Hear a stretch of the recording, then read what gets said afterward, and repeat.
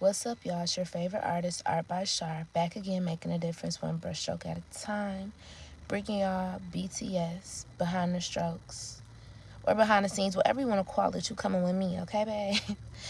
We're here in my hometown at the Flint Farmers Market for the second annual Hairchella event. I'm so excited and so honored to be vending at this event.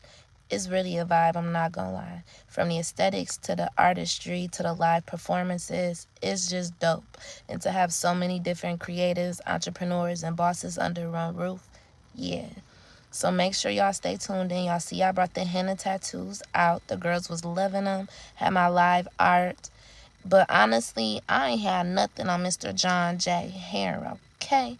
He stole the show. He set the vibes, and I just was there for it. I loved it so much. Y'all know I love me a good mullet. Make sure you stay tuned for part 2 so I can get into full details, okay?